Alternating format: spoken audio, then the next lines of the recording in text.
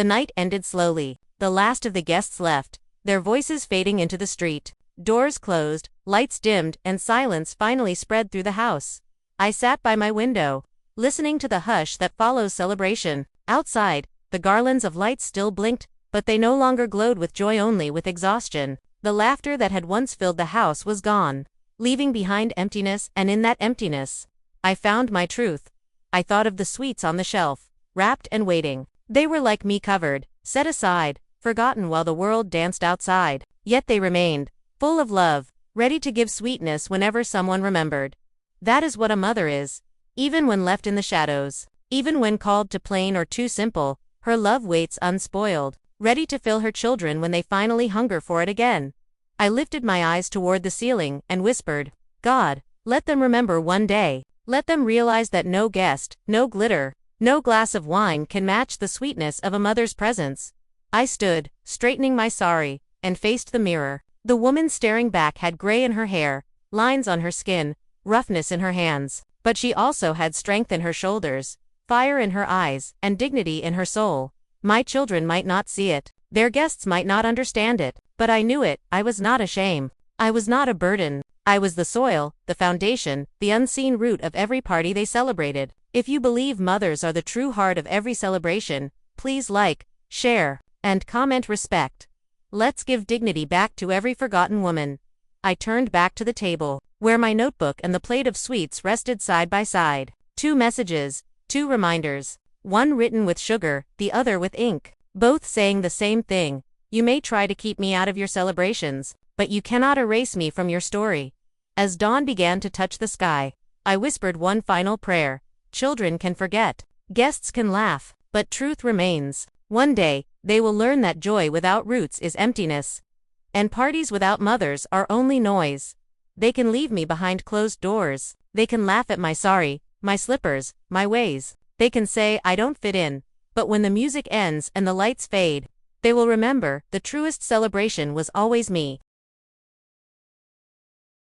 When the music finally softened and footsteps quieted in the hall, I remained awake. My heart was too restless for sleep. The sweets, covered and hidden, seemed to glow in the dark corner, calling out to me. I rose, lit the small lamp by my bedside, and pulled out a notebook. My hands shook as I held the pen, but inside me, words pressed hard against silence. If they would not listen to me in life, perhaps one day they would listen through ink. I began to write. My children, you told me I do not fit in your parties, that my sari is too plain, my ways too simple. You said your guests would not understand me, but I want you to know there was a time when parties did not mean lights or loud music. A party was when I served you hot food and you smiled. A party was when neighbors gathered under our leaky roof, clapping hands to a song. A party was when you ate sweets from my hands and declared the world could not give you better. I may not fit into your world now, but I was once your world. My sari is plain, but it wiped your tears. My hands are rough, but they built your tomorrow. My ways are simple, but they carried you through hardship. And one day, when the music fades and the guests leave, you will realize parties end. Lights fade, but a mother's presence is the truest celebration. **** Tears slid down my cheeks, dropping onto the page, leaving faint marks of salt. Still, I wrote until my heart felt lighter. If your guests do not understand me, that is their loss. If you do not understand me, that is your loss. Because one day, when you search for the taste of love in your richest feasts, you will find it missing. And you will remember it was hidden here, in my room, in my sweets, in me. I closed the notebook and placed it beside the covered plate. Words and sweets, side by side, both rejected, both waiting. If you believe true celebration begins with mothers, not decorations, please share this story. Let us remind the world where real joy is born. As I blew out the lamp, the house outside still hummed faintly with the echoes of the night. But in my room, there was peace. Not joy, not pride, just peace, born of truth, written down. I thought I had been silenced, but in ink, I found my voice again. The night deepened, but the party only grew louder. My room, however, felt smaller with every burst of laughter that seeped through the walls. I turned again to the plate of sweets. They looked perfect, round, golden, dusted with sugar. I had shaped each one with patience, humming softly as I worked earlier in the day, dreaming of placing them on the party table. Now they sat in the shadows, untouched. I lifted one in my hand. It was still soft, though the sugar had begun to melt into stickiness. I brought it close, but I could not eat. My throat tightened, refusing. These were not made for me, I whispered. They were made for my children, for their friends, for laughter. To eat them alone would be to admit that I no longer belonged to their joy. Slowly, I set it back down. I pulled a clean cloth from the cupboard and carefully covered the plate. I folded the edges, tucking them in neatly, as though I were protecting something sacred.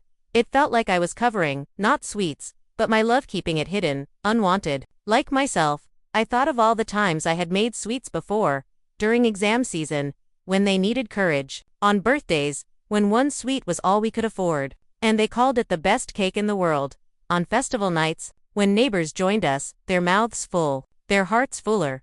Those sweets were more than food. They were my way of saying, you are my world. I have little, but you will never feel it. And now, they told me I was unfit to stand beside them. The sweets, like me, had been set aside. Asterisk, if you believe a mother's food should never be hidden away in shame, please like this video and comment. Respect. Let's honor the love behind every sweet made with tired hands. The music outside grew louder, joined by clapping and cheers. Someone shouted, "Best party ever." The guests would never know that in a room nearby. A mother sat alone with sweets wrapped in silence. I placed the plate on the highest shelf, out of sight, and whispered, perhaps one day you'll crave them. Perhaps one day you'll remember that joy does not come from polished halls or rich guests, but from a mother's hands. I thought sweets would always be the symbol of celebration. Instead, they became the proof of rejection. I sat on the edge of my bed, the plate of sweets resting on the table beside me. From the other side of the wall came the sound of clinking glasses, cheerful music, bursts of laughter. Every now and then, a shout of joy rose above the crowd, echoing through the house like fireworks. But inside my room, there was only silence. The walls seemed thinner than ever that night. I could hear every word, every song, every clap of hands. They were celebrating life. And yet their own mother was not welcome among them. I reached out to the plate of sweets and uncovered it. The aroma filled the small room, but instead of comfort, it brought a fresh sting. These were meant to be shared. Food becomes sweeter when eaten together. But here they sat, untouched, just like me.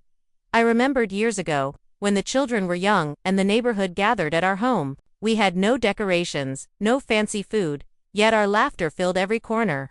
They would sing and dance, dragging me into the center. Ma, clap with us. Ma, sing with us. I never once felt out of place then. My presence was the heart of their joy. And now, in a house 10 times larger, with lights brighter and guests richer, I was told I would not fit in. I pressed my palm to my chest, whispering, what changed?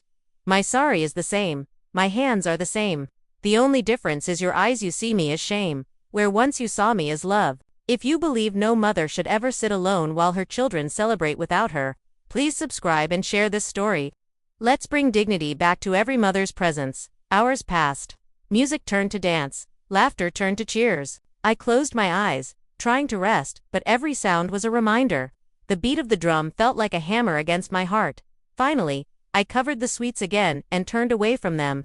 My body lay on the bed, but my spirit wandered outside, imagining what it would feel like to step into that room, to see my children proud of me, to hear them say, "This is our mother, the reason we stand tall." But that moment never came. I thought parties were meant to bring families together. Instead, they became the wall that kept me apart. I stayed in the hallway, silent as the music and voices spilled out. My children moved around with trays of drinks, greeting their guests with laughter and charm.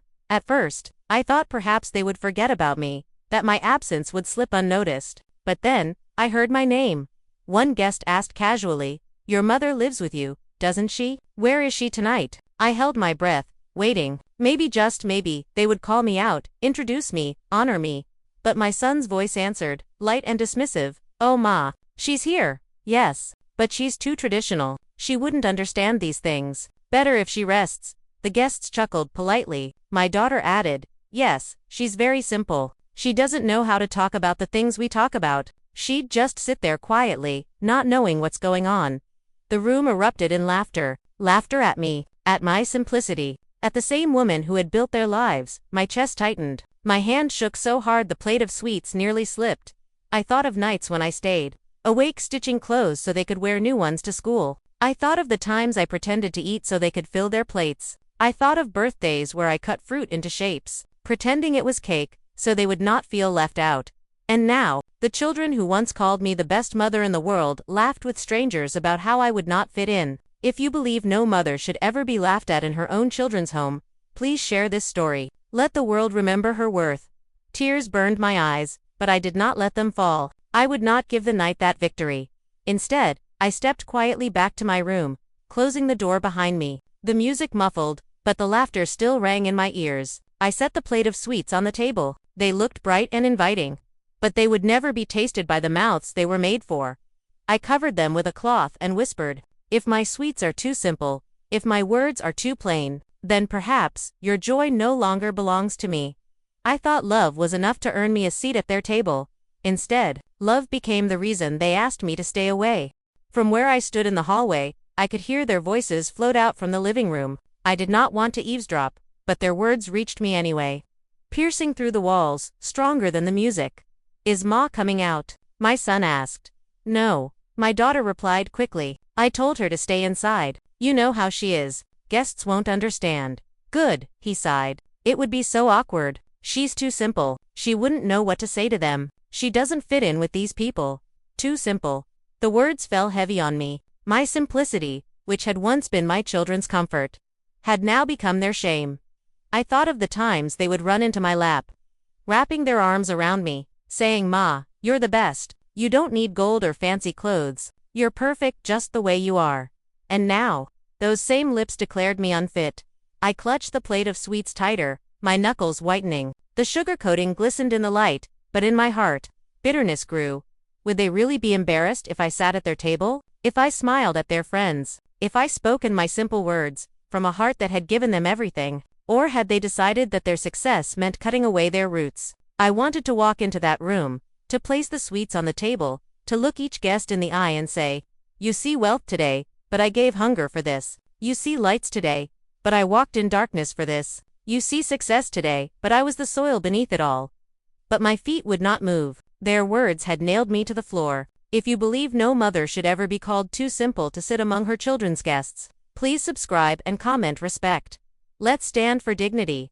The laughter from the party grew louder. Glasses clinked, music rose, friends embraced, and I, who had once been the center of every celebration, stood outside like a shadow present but erased. I looked again at the sweets in my hand. They had been meant as a gift, a small offering of love, but in that moment, they felt like proof of my exclusion. I thought gatherings would bring us together. Instead, they became the stage where my absence was rehearsed and perfected. I stood in the hallway, clutching the plate of sweets, my daughter's words ringing in my ears. "Stay here, you won't fit in." My heart begged for comfort, so it wandered back into memory. I remembered the nights when my house had been no bigger than 2 small rooms. The walls cracked, the roof leaking. We had little money, yet laughter lived with us. On birthdays, I would string paper flowers with thread, hang them from the ceiling, and light a single candle on the table. My children's eyes would shine brighter than the candle itself. "Ma, you make it look like a palace," they would shout, running around the room with excitement. I would laugh and clap with them, saying, "This hut is our palace, because it holds our joy." During festivals, I made sweets from jaggery and flour, simple, rough, uneven in shape, but made with love. My children would gobble them, licking sugar from their fingers, declaring, "No sweet in the market tastes better than yours." "Ma, I remember the neighbors coming, drawn by the sound of singing and clapping. They would say, 'You have little, but your house is the happiest.' And my children would beam with pride. They never saw my sorry as shame. They never saw my slippers as embarrassment. They saw me as magic, the woman who could turn scraps into feasts, silence into music, poverty into celebration. But now, years later, with lights brighter and houses larger, they told me not to come. My sorry had not changed, but their eyes had. Where once they saw magic, now they saw shame. If you believe no mother's love-filled parties should ever be forgotten, please like this video. Let's remind the world that joy is not measured in wealth, but in love. I looked down at the sweets in my hand. They were not jaggery or flour this time. They were softer, richer, made from ingredients I had saved to buy. I had wanted to prove that even now, I could contribute, I could belong, but they would not even let me place them on the table. I thought of those old nights, when laughter spilled out of cracked walls and neighbors envied our joy, and now, in a house glowing with lights, I stood in darkness. unwanted. I thought wealth would bring us more happiness. Instead, it built walls between us. The air was alive with laughter that evening. Lights decorated the street, music drifted through the walls, and my children's house buzzed with celebration. They had invited friends, colleagues, neighbors, everyone, to share in their joy.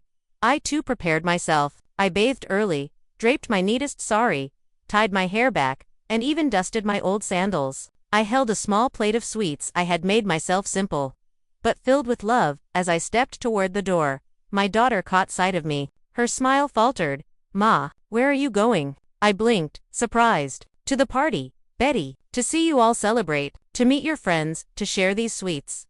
Her eyes darted away, and she whispered, "Ma, please, stay here. Don't come."